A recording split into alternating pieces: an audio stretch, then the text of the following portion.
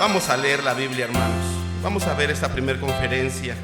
Estamos viendo, hermanos, quién es nuestro Señor Jesucristo para la juventud del MIEPI. Y vamos a ver la primera fracción. Y como decía nuestra hermana, la que me precedió en la presentación del tema, decía, es una afirmación contundente. Él es Dios. Él es Dios. Jesucristo es Dios, hermanos. Bendito y alabado sea el Señor. Y vamos a leer San Juan capítulo 1, versículo 1 con la ayuda del Señor. San Juan 1:1, versículo 1 con la ayuda del Señor. Ya lo tienen a su consideración. Alabado y glorificado sea el Cordero de Dios, que quita el pecado del mundo. Bendito y alabado sea su nombre. Después voy a invitar a nuestra hermana Elizabeth Álvarez, que ella sea quien eleve una oración a Dios por esta primera conferencia y también incluya mi vida para que Dios se digne a usarme en sus manos. Vamos a leer esta parte, hermanos, con la ayuda del Señor. San Juan 1:1 dice: en el principio era el Verbo, y el Verbo era con Dios, y el Verbo era Dios. Nuevamente, hermanos, con convicción dice: en el principio era el Verbo, y el Verbo era con Dios, y el Verbo era Dios.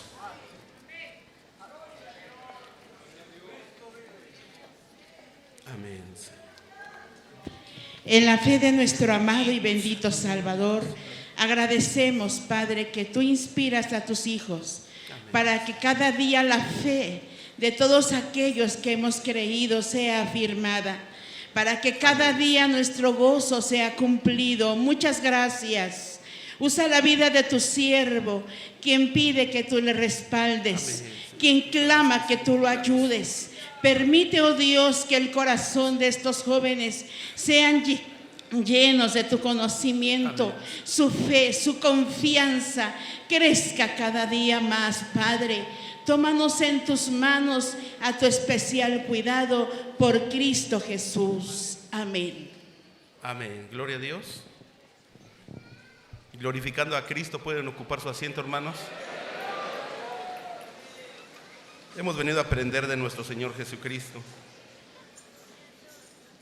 En el principio era el Verbo, y el Verbo era Dios. El Verbo era con Dios, y el Verbo era Dios. ¿Quién es nuestro Señor Jesucristo para la juventud del MIEPI? ¿Cuántos jóvenes del MIEPI hay aquí? Puede que entre nosotros haya jóvenes que no son salvos aún y que estén claudicando precisamente entre dos pensamientos, que sus corazones no se hayan afirmado aún en Cristo y que en algún momento algunos de los que están aquí también se hayan apartado en algún momento del camino y estén aquí hoy, esta mañana, ya casi tarde. Y yo creo que en algún momento Dios, de una u otra forma, ha intervenido para que estemos aquí todos reunidos. Este versículo, San Juan capítulo 1, versículo 1, es la afirmación más clara e inequívoca del Nuevo Testamento con respecto no a la divinidad de Cristo, sino a su deidad. ¿Sí? Es el versículo más inequívoco. En este versículo no hay equivocación respecto a lo que el apóstol quiere afirmar. Contrario a lo que en algún momento dicen los testigos de Jehová y los mormones respecto a la deidad de Cristo, que solamente es divino pero que no es Dios. El apóstol San Juan está afirmando algo que no podemos nosotros refutar, que Jesucristo es verdaderamente Dios. En este versículo el apóstol hace una declaración de igualdad entre el Verbo y Dios al ser uno mismo, ¿sí? Al ser uno mismo. Ya que Jesús y el Padre eran uno y coiguales en sustancia y en esencia. Cuando nos dice aquí, hermanos, que en el principio era el Verbo, no se está refiriendo precisamente al principio de la creación o al principio de la creación de las cosas del mundo, sino más bien que el Verbo ya existía antes de que el mundo fuese constituido. Porque Jesucristo, entre otras cosas, también es eterno. El verbo que existe ahora, o sea, Cristo, el verbo encarnado que existe ahora, ya existía desde antes de que el mundo comenzara. Él es antes de todas las cosas, y por Él todas las cosas subsisten. Tienen ser, tienen vida y tienen la capacidad de moverse por Cristo. Al hablar de que el verbo era Dios, el apóstol está dando una característica del verbo. Entonces está diciendo que el verbo es Dios.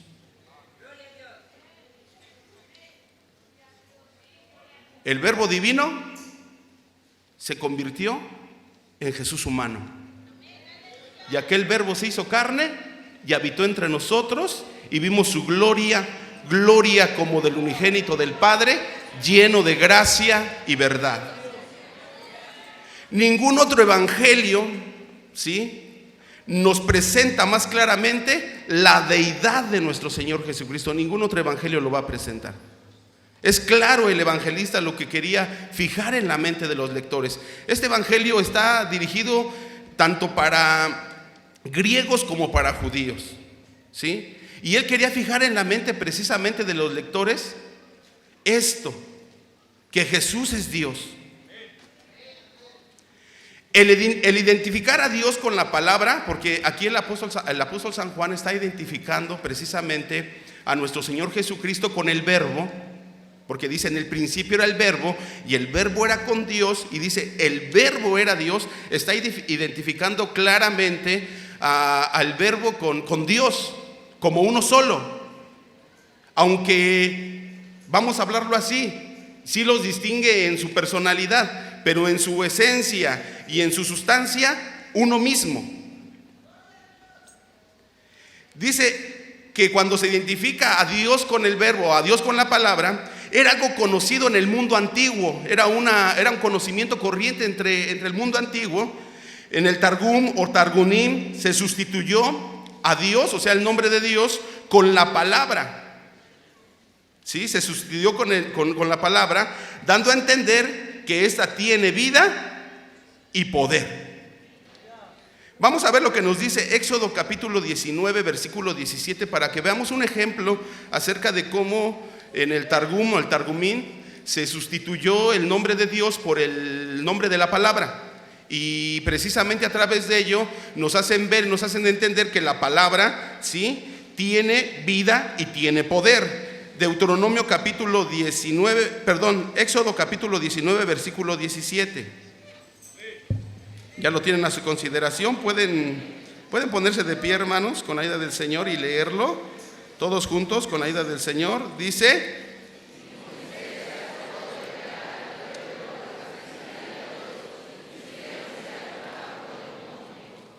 fíjense, gracias, hermanos, pueden ocupar su asiento.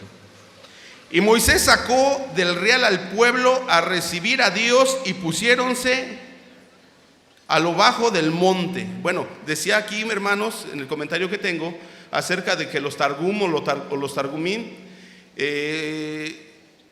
sustituyeron el nombre de Dios, porque para ellos era una blasfemia nombrar el nombre de Dios. Entonces lo sustituyeron por la palabra, dando a entender así que la palabra es viva y tiene poder. Entonces, cuando dice que Moisés sacó del real al pueblo a recibir a Dios, aquí los del Targum o el Targumí lo sustituyeron, y decía de esta manera: y Moisés sacó del real al pueblo a recibir la palabra. ¿Sí? Entonces, claramente en el mundo antiguo, vamos a decir que en el tiempo antiguo, se conocía bien esto, que la palabra y Dios eran uno mismo, eran uno solo. La palabra de Dios es lo que a nosotros es la nuestra. Nadie puede conocer mis pensamientos, nadie puede conocer mis ideas, nadie puede conocer mis propósitos, nadie puede conocer mis anhelos si yo no se los expreso a través de mis palabras. Y la palabra es una conmigo. La palabra en esencia es lo que yo soy. Jesucristo, la palabra hecha carne,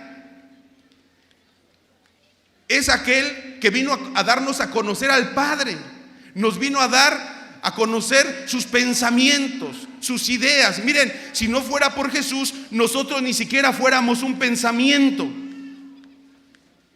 ni siquiera fuéramos una idea, porque por medio de Cristo es que todas las cosas fueron hechas y creadas.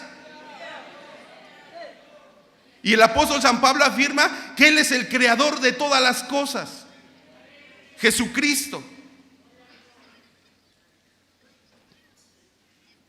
El nombre de Dios es sustituido por la palabra, dando a entender que ésta tiene vida y poder. En el griego la palabra es logos. En el principio era logos, y el logos era con Dios, y el logos era Dios. ¿Sí? Pero logos no solo quiere decir palabra. Ya en el idioma griego tiene un poquito más de fuerza. Tiene fuerza esta palabra, dice, sino también la razón. O sea, significa tanto palabra de Dios como la razón o la sabiduría de Dios. Hablar de la palabra es hablar de la sabiduría de Dios. Y la sabiduría y la palabra eran una y la misma cosa. Fueron la sabiduría y la palabra los instrumentos y agentes de Dios en la creación, y las que traen siempre la voluntad de Dios a la mente y al corazón de las personas. Esa palabra tiene poder, tiene vida. Todos aquellos que hemos recibido la palabra de Dios y que hemos aceptado a Cristo como nuestro Salvador, tenemos vida. Porque la Biblia dice, hermanos, que en Él estaba la vida, y la vida era la luz de los hombres. Entonces, cuando nosotros aceptamos a Cristo como nuestro Salvador, recibimos la palabra de Dios, nosotros tenemos vida, verdadera vida, porque estábamos muertos en nuestros pecados, estábamos muertos en nuestros delitos, estábamos destinados a la condenación. Y si aquí hay alguien que no ha aceptado a Cristo como su Salvador y no lo ha recibido en su corazón, no ha aceptado la palabra, quiero decirle que está muerto en sus pecados, está muerto en sus delitos. Necesita aceptar a Cristo y solamente a Cristo para que pueda tener verdadera vida. El que cree en el Hijo tiene vida eterna, pero el que rehúsa creer en el Hijo, la ira de Dios está sobre él. Entonces, hermanos, entendemos nosotros que la sabiduría y la palabra de Dios son una misma cosa. Y no tan solo intervino en la creación, sino también, vamos a decirlo así, hermanos, como nosotros lo hemos entendido, que vino también a traer transformación, vida a las personas. ¿Cuántos salvos hay aquí? ¿Pueden glorificar a Cristo?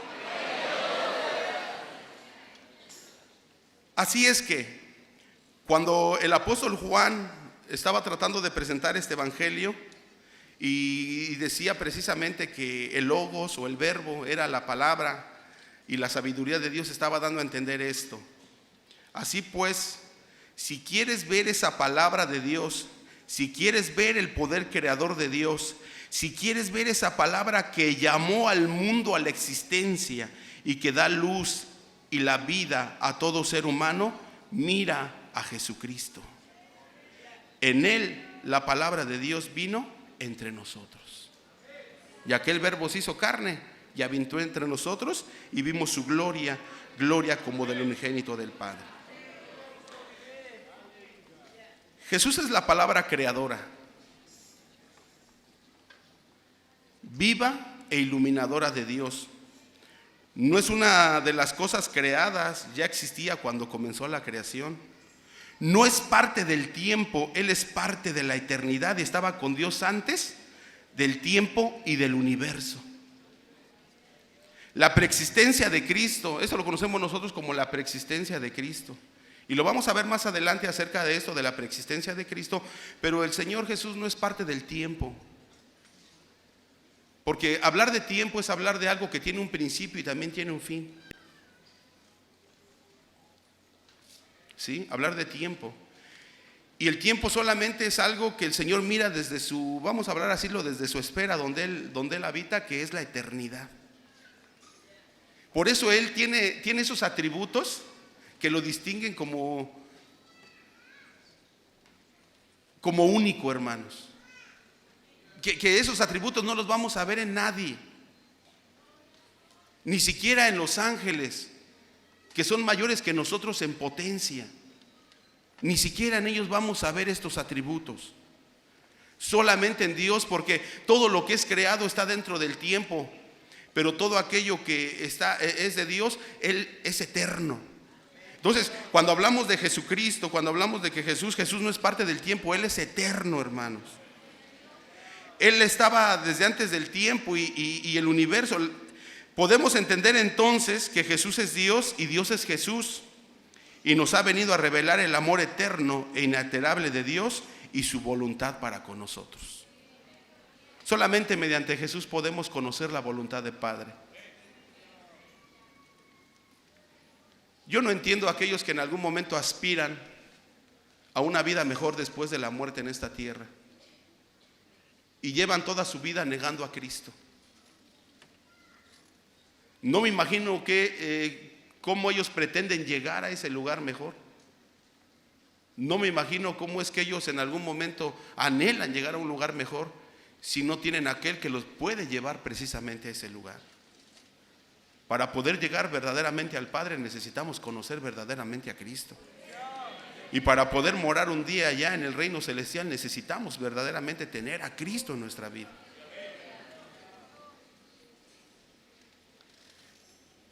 Cuando nos dice que la palabra era con Dios, siempre ha habido esa íntima conexión entre Dios y su palabra. Si queremos conocer verdaderamente a nuestro Padre Celestial, necesitamos conocer verdaderamente a nuestro Señor Jesucristo, puesto que la palabra no era un Dios, como muchos lo han afirmado. Porque muchas traducciones dicen esto: en el principio era el verbo, o la palabra, en el principio era la palabra, y la palabra era con Dios, y la palabra era un Dios. Y no. La afirmación contundente que da precisamente el apóstol San Juan es: y la palabra es Dios. Y por ende, como Dios, merece nuestra adoración. Es digno de nuestra alabanza. Es digno de gloria. Es digno de honra. Es digno de reconocimiento. Es digno de que le adoremos. Es digno de que nosotros le obedezcamos. Es digno de que nosotros le busquemos con todo nuestro corazón. En Jesús y solamente en Él, Dios se ha dado a conocer perfectamente a la humanidad. Jesús es Dios eterno, igual al Padre, Creador supremo y sustentador. Vamos a ver acerca de su preexistencia y de su eternidad, hermanos. Vamos a leer Proverbios capítulo 8, versículo 1, por separado, 22 al 30.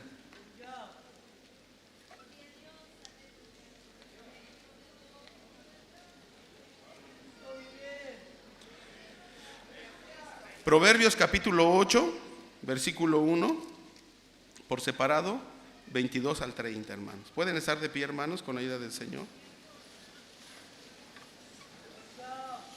Leemos el versículo 1 juntos.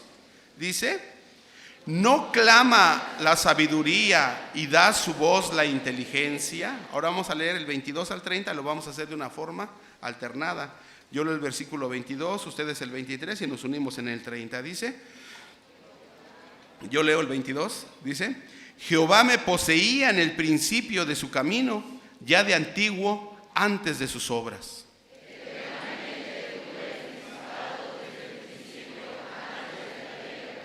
Antes de los abismos fui engendrada, antes que fuesen las fuentes de las muchas aguas.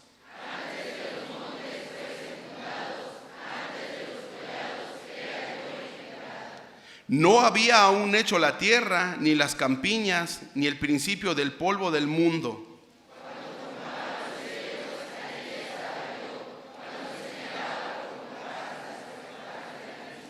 Cuando afirmaba los cielos arriba, cuando afirmaba las fuentes del abismo.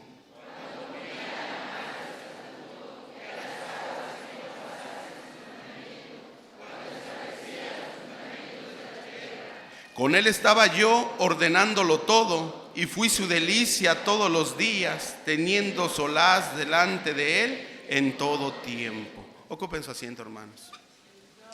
Ya mencionamos anteriormente que para los judíos y para los griegos, la palabra, el logos, el verbo era la palabra de Dios y la sabiduría de Dios, ¿sí? Y vemos aquí en este capítulo 8, y hay otros dos pasajes precisamente también en el libro de Proverbios, que nos hablan de la sabiduría y toma una forma personificada, ¿sí? Toma una forma personificada, y esta sabiduría se concibe como el agente eterno y colaborador de Dios en la creación. Si nosotros pusimos atención a lo que leímos, está hablando precisamente de la creación y cómo la sabiduría toma una forma personificada y está hablando como un agente colaborador, ¿sí? Colaborador y eterno en la creación. Vemos entonces que cuando leemos este pasaje percibimos un eco tras otro de lo que nosotros ya hemos leído en San Juan capítulo 1 versículo 1. Leyendo este pasaje y leyendo el pasaje de San Juan capítulo 1 versículo 1, vamos a leer un eco tras otro de lo que ya está escrito precisamente en el Evangelio según San Juan. Dice la palabra en el primer capítulo de su Evangelio: la sabiduría tenía esa existencia eterna, esa función iluminadora, ese poder creador que el apóstol atribuía a la palabra, el Logos, con el que se identificaba a Jesucristo nuestro Señor. ¿Qué dice 1 Corintios capítulo 1 versículo 24? Alabado y glorificado sea Dios. 1 Corintios capítulo 1 versículo 24, con la ayuda del Señor.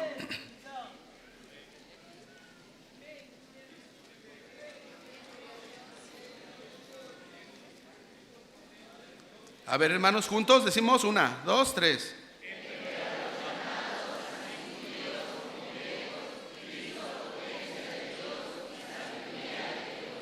Ahí está, hermanos. Claramente a Cristo se le identifica con la sabiduría.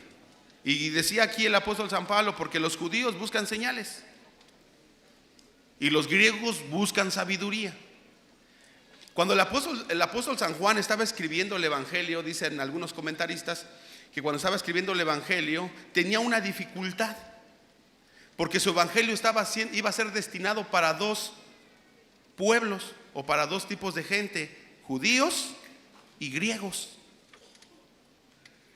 Y dicen algunos escritores que él encontró precisamente en esta enseñanza que era corriente en aquellos tiempos, o sea que era conocida por toda la gente en aquellos tiempos, que la palabra tanto para judíos como para griegos era la palabra de Dios y la sabiduría de Dios. Por eso dice aquí el versículo: pero a los llamados así judíos como griegos, dice el apóstol San Pablo, Cristo potencia de Dios. ¿Cristo qué? Sabiduría de Dios. Entonces, claramente cuando nosotros hablamos de la preexistencia o de la eternidad de Cristo, nosotros lo vemos en este capítulo 8 de Proverbios, y vemos nosotros cómo esa sabiduría, que es en esencia y coigual a Dios en todos los ámbitos, ya existía desde antes de que las cosas fueron formadas. Y claramente, hermanos, con esta palabra sabiduría se identifica precisamente a nuestro Señor Jesucristo. En el tiempo determinado por el Padre, la sabiduría de Dios y la palabra de Dios se hicieron carne. Y vemos lo que dice San Juan capítulo 1 versículo 14. San Juan capítulo 1 versículo 14. Bendito y alabado sea el Señor. Ya lo tienen a su consideración. Dice de la siguiente manera: y aquel verbo fue hecho carne y habitó entre nosotros, y vimos su gloria, gloria como del unigénito del Padre, lleno de gracia y verdad. La kenosis, cuando dice vimos su gloria, gloria como del unigénito del Padre, la kenosis es que Dios se despojó de su gloria, se humilló como hombre sin perder sus atributos divinos y vino a morar entre nosotros. En el Antiguo Testamento se conoce como la gloria Shekinah. ¿Qué es la gloria Shekinah? Las manifestaciones visibles del poder de Dios o de la gloria de Dios. También se conocen como teofanías, que es la manifestación visible del Dios invisible, y las podemos ver en la columna de fuego, en la nube, podemos verlas también en el ángel de Jehová, Cuando a Abraham también lo visitan 3 personajes, entre ellos uno que es identificado como Dios. Vemos nosotros, a esto se le conoce como teofanías. Y ya en el Nuevo Testamento se le conoce también como cristofanías, que es la aparición o las manifestaciones de la gloria de nuestro Señor Jesucristo después de su ascensión. Vemos entonces nosotros precisamente que nuestro Señor Jesucristo existía desde antes de que el mundo fuese constituido. Y aquí tengo algunos ejemplos acerca de las teofanías, que es la manifestación visible del Dios invisible. La nube, ¿qué dice Éxodo capítulo 16 versículo 10? Éxodo capítulo 16 versículo 10, con ayuda del Señor.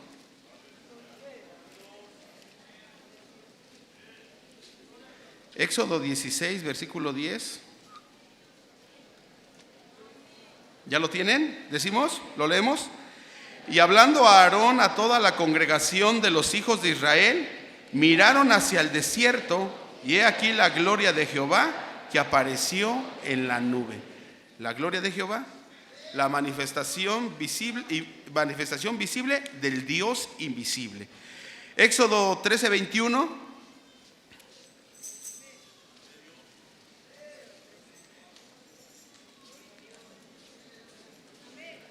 ¿Ya lo tienen? Dice, leemos. Y Jehová iba delante de ellos de día en una columna de nube para guiarlos por el camino, y de noche en una columna de fuego para alumbrarles, a fin de que anduviesen de día y de noche. La columna de fuego. Éxodo 3, 2.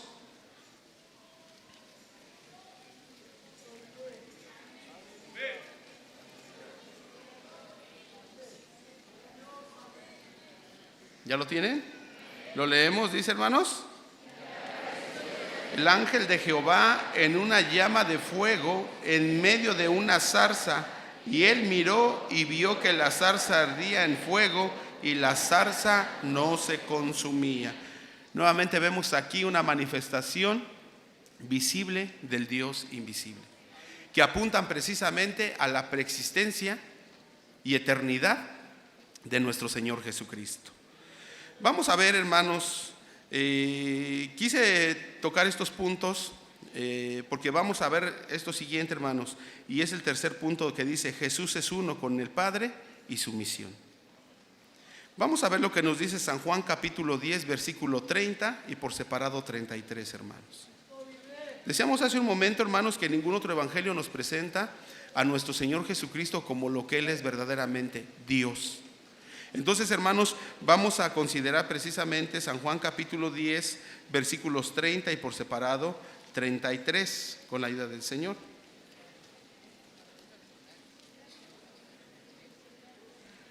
¿Ya lo tienen? El versículo 30 lo leemos, dice: yo y el Padre una cosa somos. El 33: respondiéronle los judíos diciendo: por buena obra no te apedreamos, sino por la blasfemia y porque tú, siendo hombre, te haces Dios.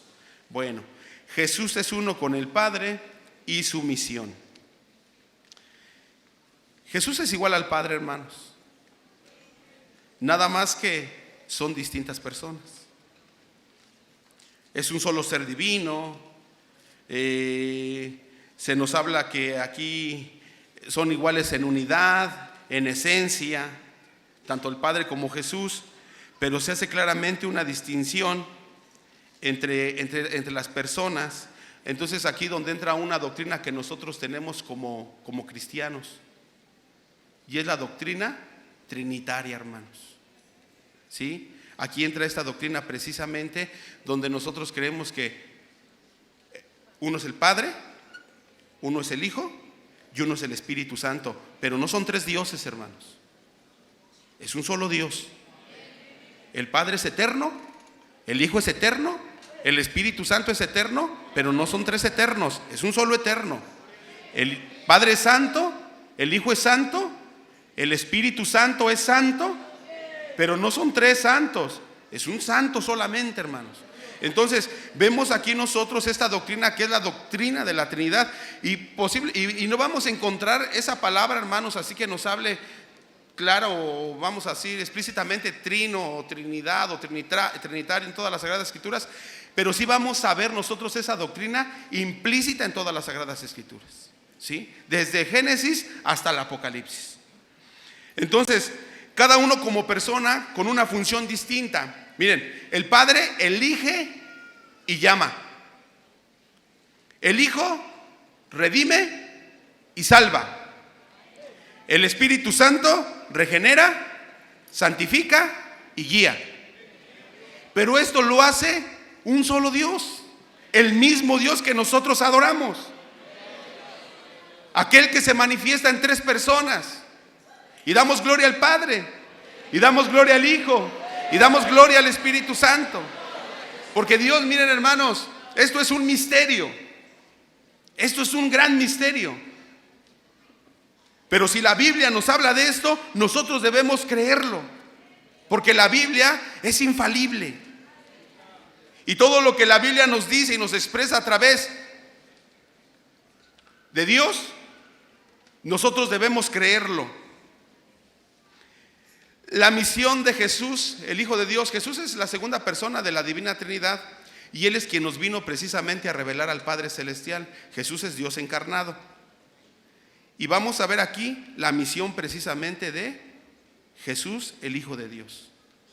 Y miren hermanos que qué grande es la misión precisamente que Él cumplió en esta tierra.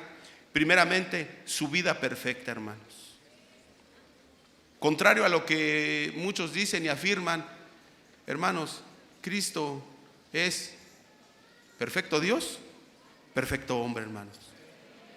Y llevó una vida perfecta. ¿Qué dice Hebreos capítulo 4, versículo 15? Quiero que lo hagamos de pie, hermanos. Hebreos 4, 15.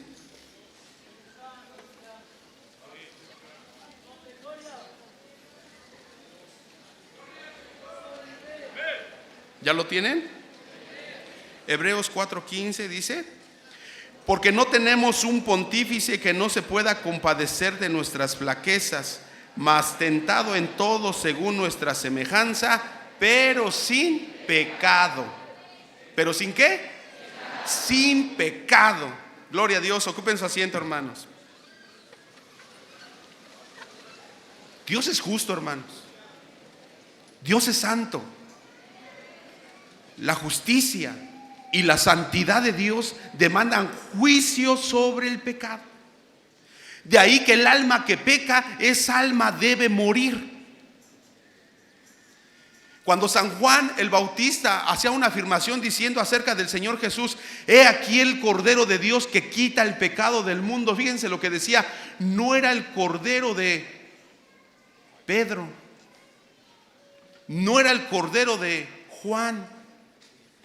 Era el Cordero que Dios había propuesto para expiar los pecados de toda la humanidad. Pero esta obra se hace visible en aquellos que aceptan a Cristo como su Salvador. Y Dios fue el que puso precisamente ese Cordero para que expiara nuestros pecados. Hace rato hablábamos de la kenosis, que Dios se despojó de su gloria, tomó forma de hombre, pero no se despojó de sus atributos divinos. Nadie sobre la faz de la tierra, hablando como seres humanos, ninguno de nosotros y nadie estaba capacitado como para poder expiar los pecados del mundo. Nadie. Inclusive todo lo que en el Antiguo Testamento se practicó solamente era una sombra de lo porvenir, hasta que el Señor Jesús vino y todo eso se cumplió a la perfección. Dio su vida por nosotros en la cruz del Calvario, pero convenía que ese Cordero fuese santo, sin tacha, sin mancha, sin arruga, sin contaminación. Ninguno de nosotros tiene la capacidad para poder hacer esta obra. Solamente hubo uno que fue digno de hacerlo y tuvo la capacidad de hacerlo, y Él es nuestro Señor Jesucristo. Fíjense, hablábamos de la kenosis. Dios se despoja de su gloria, pero no de sus atributos, y viene a ser tabernáculo, viene a morar entre nosotros. La necesidad de que Dios se hiciera hombre fue para suplir la necesidad del hombre. ¿Cuál era esa necesidad? De ser salvo, porque todo el hombre está destituido de la gloria de Dios. Necesita a alguien que lo salve precisamente de esa condenación, y el único que puede hacerlo es Cristo. Fue la necesidad de Dios de hacerse hombre para suplir la necesidad del hombre de ser salvo. Era necesario que Dios se hiciera hombre, cumpliera con su propia ley y se ofreciera a sí mismo para que el hombre, mediante ese ofrecimiento, pudiera ser salvo.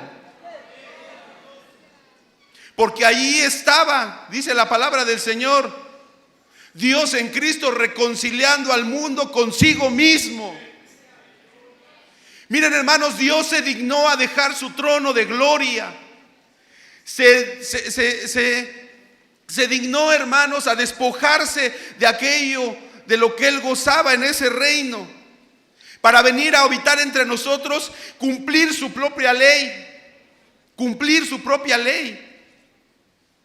morir por nosotros para que nosotros fuésemos salvos por su sacrificio. Y esto se cumple en la persona de nuestro Señor Jesucristo. Pero para que esto se pudiera efectuar, se necesitaba alguien perfecto, alguien limpio. Y decía San Juan el Bautista, el Cordero de Dios que quita el pecado del mundo. Un cordero sin mancha, tentado en todo conforme a nuestra semejanza, pero sin pecado. Preguntémonos, ¿en qué somos tentados? ¿Cuál es nuestra lucha? ¿Cuál es nuestra prueba? El Señor Jesús también fue tentado en todo, pero se mantuvo. ¿Y saben por quién se mantuvo? Por nosotros. He leído algunos folletos donde se ilustra al enemigo de nuestras almas viendo al Señor Jesús crucificado en la cruz del Calvario y riéndose diciendo: lo logré. Yo pienso que las cosas no eran así.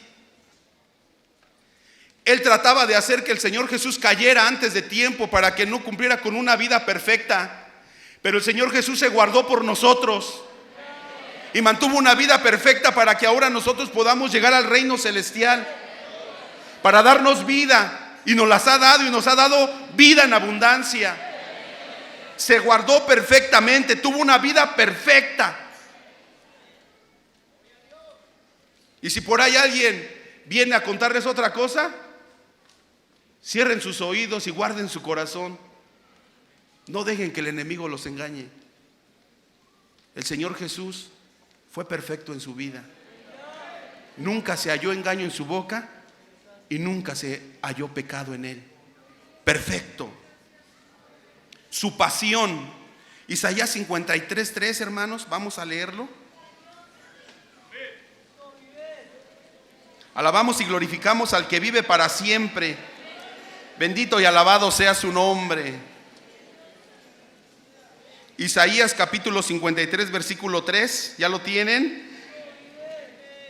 Dicen, hermanos, que cuando un rey salía de su trono o de su reino y se paseaba por sus confines, cuando la gente lo veía y si estaban sentados, se ponían de pie, y si estaban de pie, se arrodillaban. Dios es digno de eso, hermanos. Vamos a estar de pie, hermanos, con la ayuda del Señor. Isaías capítulo 53, versículos 3 al 4 dice: despreciado y desechado entre los hombres, varón de dolores, experimentado en quebranto, y como que escondimos de él el rostro, fue menospreciado y no lo estimamos. Ciertamente llevó él nuestras enfermedades y sufrió nuestros dolores, y nosotros le tuvimos por azotado, por herido de Dios y abatido. El 5, mas él herido fue por nuestras rebeliones, molido por nuestros pecados. el castigo de nuestra paz sobre él, y por su llaga fuimos nosotros curados. Gloria a Dios, hermanos. Gloria a Dios. Le damos la gloria porque se dignó a dar su vida por nosotros, no siendo dignos ni merecedores. Echemos atrás nuestra mente, hermanos, cuando no teníamos a Cristo en nuestro corazón, cuando vivíamos sin fe y sin esperanza. Pero llegó el momento cuando el Señor dio lucidez a nuestra mente, por medio de su palabra iluminó nuestro corazón, abrió nuestros ojos de la fe, hermanos, infundió fe en nuestro corazón, y pudimos aceptar entonces a Cristo como nuestro Salvador. Alabado y glorificado sea su nombre. Pueden sentarse, hermanos. En el sacrificio de Cristo se realiza una combinación perfecta. No solamente es la cruz. Cuando cantamos ese himno en la Santa Cena, para mí tiene suma atracción. La cruz de Cristo, hermanos, para mí tiene suma atracción. Porque en esa cruz, hermanos, se hizo algo perfecto. Una perfecta combinación del perfecto amor de Dios, su infinita misericordia y su justicia perfecta. Tres cosas, hermanos, ahí. Su perfecto amor para con los hombres. El hombre peca y su pecado amerita una sentencia, la muerte. Pero si usted viene a Dios, Dios lo perdona. Y quizás alguno se apartó, caminaba bien pero se desvió, pero si usted viene, Dios lo perdona. Su perfecto amor, su perfecta misericordia, hermanos. Ese sentimiento en el corazón de Dios que lo mueve a compadecerse de las necesidades del hombre. Y Dios desde su ámbito eterno miraba la necesidad del hombre que vive en el tiempo, en el espacio-tiempo, y miraba que ese hombre se perdía y se condenaba. Pero entonces Dios, movido a misericordia, envió a su Hijo en semejanza de carne para que Él muriese por nosotros y padeciese y entregase su vida en la cruz del Calvario. No tan solo es la cruz, es el perfecto amor, es la misericordia y es la justicia de Dios la que se ve en la persona de Cristo ahí crucificado en la cruz del Calvario. De modo que aquel que ha aceptado a Cristo y confía en la suficiencia del sacrificio de Cristo, ha aceptado esto, el amor infinito de Dios para su vida. Ha aceptado que Dios ha tenido misericordia de él y ha aceptado que Dios es justo. Dice aquí, hermanos, acerca de los padecimientos del Mesías: despreciado y desechado entre los hombres, varón de dolores, experimentado en quebranto. Y como que escondimos de él el rostro, fue menospreciado y no le estimamos. Ciertamente, él llevó nuestras enfermedades y sufrió nuestras dolencias, pero nosotros le tuvimos como azotado, por herido de Dios y abatido. Mas él herido fue por nuestras rebeliones, molido por nuestros pecados. El castigo de nuestra paz sobre él, y por su llaga fuimos nosotros curados. Su resurrección, hermanos. San Mateo 28:6. Estamos hablando de la misión de nuestro Señor Jesucristo, su vida perfecta, su pasión, su resurrección. San Mateo 28:6.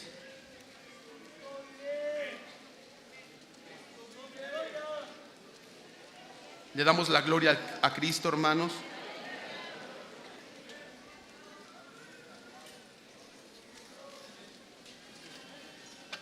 Lo leemos todos. Dice: no está aquí, porque ha resucitado, como dijo: venid, ved el lugar donde fue puesto el Señor.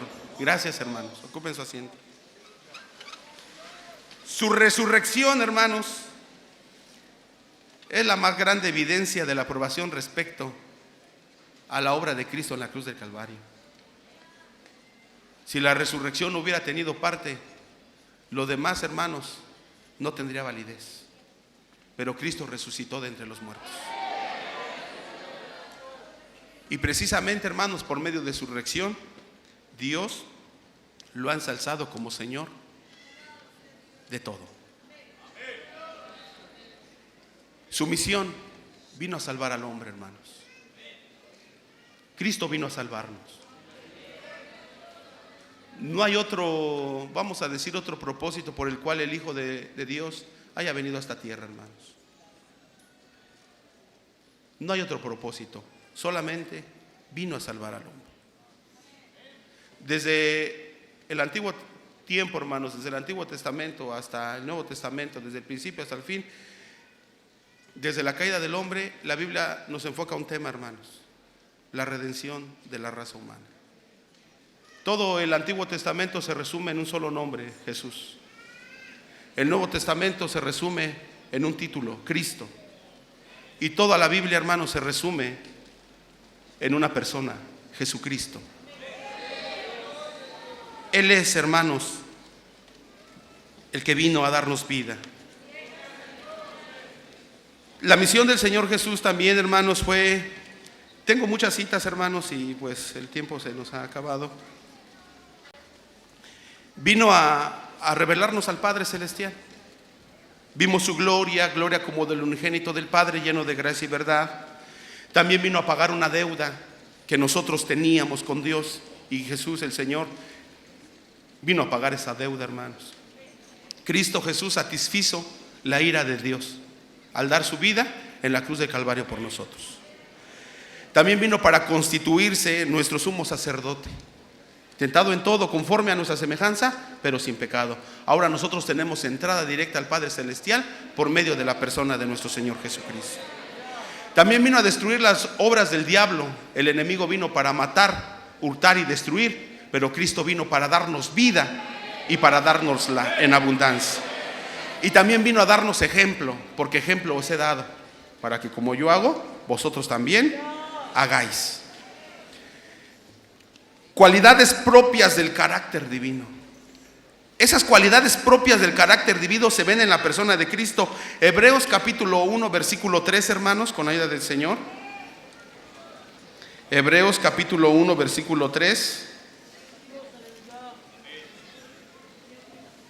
Cualidades propias del carácter divino que se ven en la persona de nuestro Señor Jesucristo. De pie, hermanos, lo leemos, dice: el cual, siendo el resplandor de su gloria y la misma imagen de su sustancia, y sustentando todas las cosas con la palabra de su potencia, habiendo hecho la purgación de nuestros pecados por sí mismo, se sentó a la diestra de la majestad en las alturas. Gracias, hermanos, ocupen su asiento.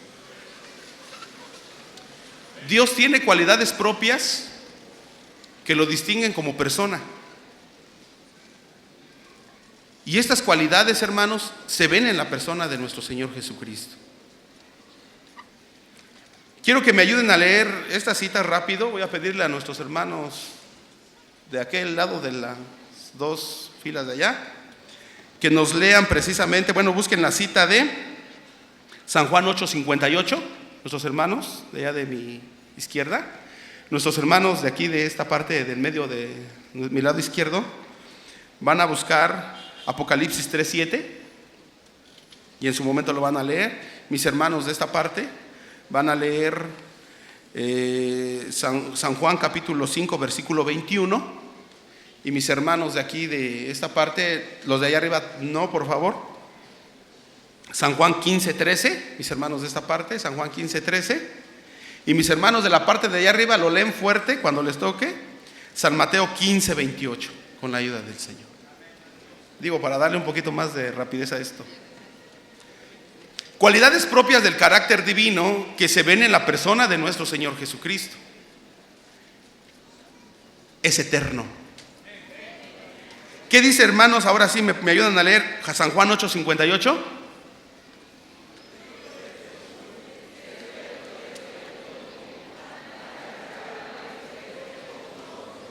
Gracias, hermanos. El tetragramatón. Antes que Abraham fuese, yo soy. Y si nosotros vemos a nuestro Señor Jesucristo, siempre se presenta a Él como: yo soy la luz del mundo, yo soy la resurrección y la vida, yo soy el pan que descendió del cielo. Entonces vemos nosotros precisamente que Jesús es eterno. Esta afirmación que Él estaba haciendo enojó grandemente a los de su nación, tanto que en algún momento tomaron piedras y quisieron matarlo por esta afirmación, porque para ellos era una blasfemia. Él se hacía a sí mismo, ¿qué? Dios. Entonces Él es eterno. Eterno no es parte del tiempo, el cual tiene un comienzo y tiene un fin. Él es la eternidad. Él ha sido siempre, es y será. ¿Sí? Él ha sido siempre, seguirá siendo, será. Hermanos, ¿me pueden apoyar aquí con Apocalipsis 3:7? Los que les toca, por favor.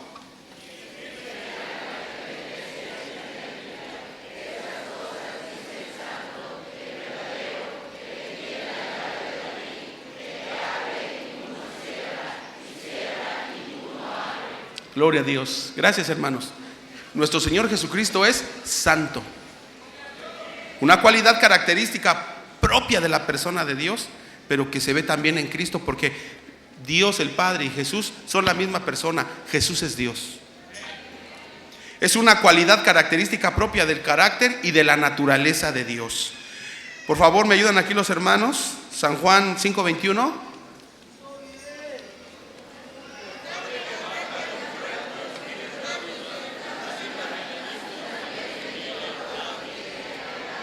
Así también el Hijo a los que quiere. Nuestro Señor Jesucristo es soberano. Ocupen su asiento. Que tiene el poder absoluto sobre todas las cosas y determina todo en todos. Por favor, mis hermanos de ese lado. San Juan 15:13.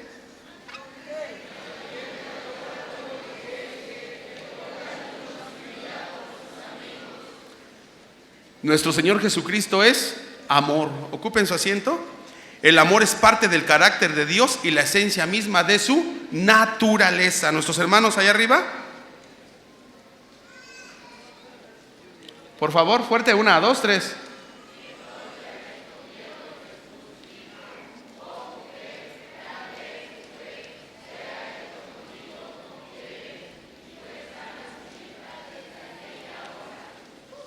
Bueno, ahí vemos nosotros otra característica del carácter de nuestro Dios que se ve en la persona de Cristo.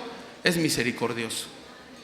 ¿Sí? La misericordia de Dios es el sentimiento benigno en su corazón y lo mueve a compadecerse y ocuparse de las necesidades de los individuos, y ésta actúa de acuerdo a su soberanía.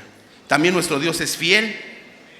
Nuestro Señor Jesucristo es fiel, es justo, es verdadero. Vemos su gloria, su majestad como cualidades propias de su carácter divino. La gente considera, también nuestro Señor Jesucristo posee todos los atributos de Dios. Y ya no vamos a leer esta cita, Colosenses capítulo 1, versículos 15 al 17, y por separado, capítulo 2 al 9. La gente considera a Cristo como un guerrillero, otros como un revolucionario, otros como un iluminado más. Lo ponen al nivel de Mahoma, de Confucio, de Buda. Pero Jesucristo no es ninguna de esas cosas. Él es el Dios eterno, hermano. Él es antes de todas las cosas. Él es el medio por el cual todas las cosas fueron creadas, y Él es por quien tienen ser, subsisten y permanecen. Jesucristo no es un mito, no es una utopía, no es una filosofía, no es una creencia solamente. Jesucristo es el camino, la verdad y la vida, y nadie va al Padre Celestial si no es a través de Cristo. Cristo no es la verdad relativa, Cristo es la verdad absoluta. Él es omnisciente, Él es omnipotente, Él es omnipresente y tiene conocimiento anterior a todas las cosas, que es su presciencia. Y hay declaraciones irrefutables en las Sagradas Escrituras acerca de su divinidad. De Él hablaron los profetas. Cuando dice, dará luz a un hijo y llamará su nombre Emmanuel, que declarado es con nosotros Dios. Y también el ángel lo declaró. Se le aplican títulos exclusivos o nombres exclusivos de Dios: Padre eterno, Dios fuerte, Príncipe de paz. ¿Y saben qué? Solo en Él hay salvación. Nuestro Dios dice en el Antiguo Testamento: mirad a mí, sed salvos todos los términos de la tierra, porque yo soy Dios. Y el ángel dijo: y llamará su nombre Jesús, porque Él salvará al pueblo de sus pecados. Él es el Dios eterno, hermanos. Sus discípulos hicieron declaraciones irrefutables de su divinidad. Vemos nosotros al apóstol San Juan diciendo: en el principio era el verbo, y el verbo era con Dios, y el verbo era Dios. La declaración del apóstol Tomás, cuando dice: ah, Señor mío y Dios mío. Las palabras del apóstol Tomás no son dirigidas al Padre. En ese momento estaban siendo dirigidas a Jesús, haciendo una declaración muy grande, pues no habla de un título o de un oficio como lo dicen algunas sectas, que solamente es un título o un oficio, no, sino más bien como algo propio del carácter de Cristo y concerniente a su deidad. Él es el fundamento de nuestra fe. Él es el verdadero Dios, lo dice el apóstol San Juan en la primera carta del apóstol San Juan 5:20, donde dice: y Él nos ha dado entendimiento para conocer al que es verdadero. Y estamos en el verdadero, en su Hijo Jesucristo. Él es el verdadero Dios y la vida eterna. Y las propias afirmaciones de nuestro Señor Jesucristo que ya vimos acerca de lo que Él dijo en las Escrituras, cuando dijo: hoy se cumple delante de vosotros lo que está escrito de mí en la ley, en los profetas y en los salmos. Y las afirmaciones de su preexistencia antes que Abraham fuese: yo soy. Yo y el Padre una cosa somos. Yo soy el alfa y la omega, principio y fin, que es y que era, que ha de venir, el Todopoderoso. La conclusión, hermanos, respecto a todo lo que vimos, no nos queda la menor duda que Jesús es Dios, quien se despojó de su gloria sin despojarse de sus atributos divinos, y vino a morar entre nosotros para darse a conocer a sí mismo, cumpliendo así con sus propósitos eternos, el dar salvación a los hombres por medio de su vida perfecta, su muerte y su resurrección, donde se combinaron perfectamente el amor de Dios, su misericordia y su justicia. Hermanos, que Dios sea bendito por todo esto. Dios les bendiga, hermanos.